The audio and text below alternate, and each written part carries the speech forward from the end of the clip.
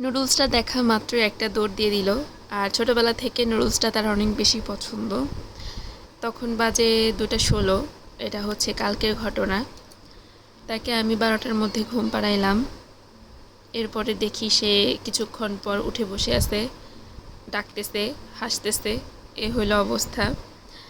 আমাদের সময় যেটা হতো, আমরা 6টা বাজার আগেই আমাদের এমন ঘুম পাইতো যে আমাদের ঘুমে শেষ ছিল না। আর এখনকারগুলো এত পরিমাণ আপডেট হয়েছে, তাদের 3টা 4টা বাজেও ঘুম আসে না।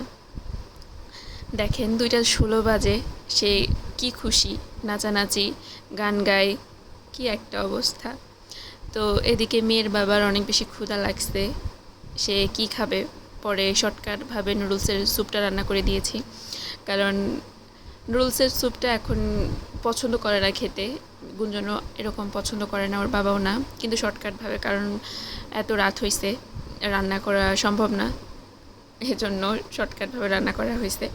তো এদিকে আমি নুডলসটা দিয়ে দিলাম, মশলাটা দিয়ে পরিমাণ মতো লবণটা দিলাম। এরপর নুডলস সিদ্ধ হতে হতে আমি আর মেয়ে ড্রয়িং রুমে গিয়ে নাচানাচি শুরু করে দিছি।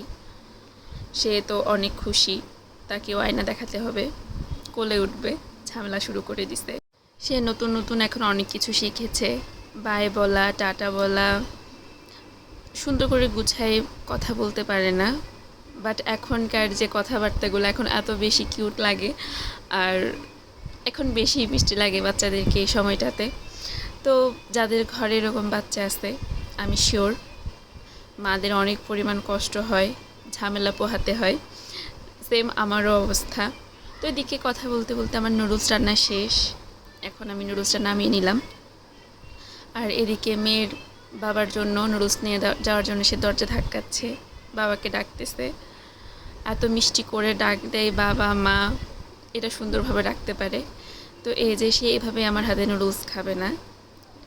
তাকে যখন আমি তার মুখে দিলাম, তার মনে হয় একটু গরম লাগছিল, এজন্য আর খাবেই না।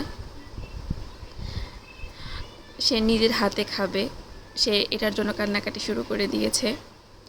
তো আপনাদের ঘরে কাদের এমন হয়, আপনারাও কিন্তু অবশ্যই কমেন্ট করে জানাবেন। আর সবাই পাশে থাকবেন। সবাইকে অনেক বেশি ধন্যবাদ।